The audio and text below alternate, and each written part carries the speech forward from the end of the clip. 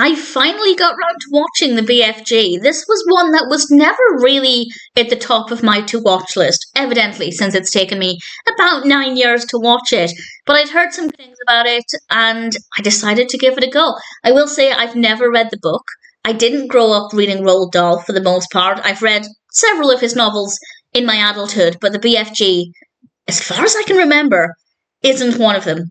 So I decided to finally watch this, and I can say that it's a decent film. I think it's one I would have enjoyed more as a child, but I can definitely see that it works really well. This was released in 2016. It's directed by Steven Spielberg, written by Melissa Matheson, based, of course, on the BFG by Roald Dahl. And we have a cast including Mark Rylance as the BFG. We also have Ruby Barnhill as Sophie. We have Penelope Wilton, Rafe Spall, Bill Hader. Great cast, great performances. Visually really beautiful. It's absolutely gorgeous to look at.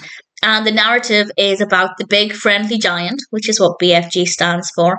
And he becomes friends with a little girl called Sophie.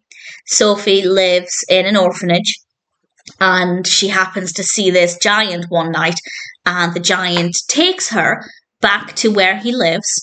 And we obviously have this fantasy world and other characters, and things could get potentially dangerous for Sophie, so the BFG has to look out for her. And I don't want to say ultimately what happens, but it went in a direction I wasn't expecting, and that's not a criticism, but I definitely wasn't expecting it to go where it did, and I found that to be, I guess, quite fascinating, quite decent. It was a good experience. So the narrative does work well, but I will say it's a story that would have appealed to me more as a child. That's not to say it isn't a family film, but just based on personal preference, I think I would have liked it a tiny bit more when I was younger. But nevertheless, still really enjoyed it. Still a really great story. The characters are really likeable. The BFG is brilliant. Sophie is a very likeable character.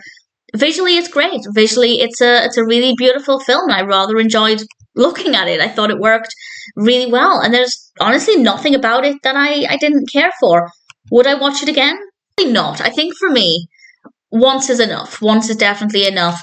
And honestly, as I said, I can't compare it to the novel. I can't compare it to Roald Dahl's story, but I'm going to assume that it's pretty accurate. I haven't heard anything that suggests otherwise. But if you've read the book, if you have any thoughts on how it compares, please feel free to let me know. But I enjoyed the experience. It's a good story. It's very creative. The characters are great.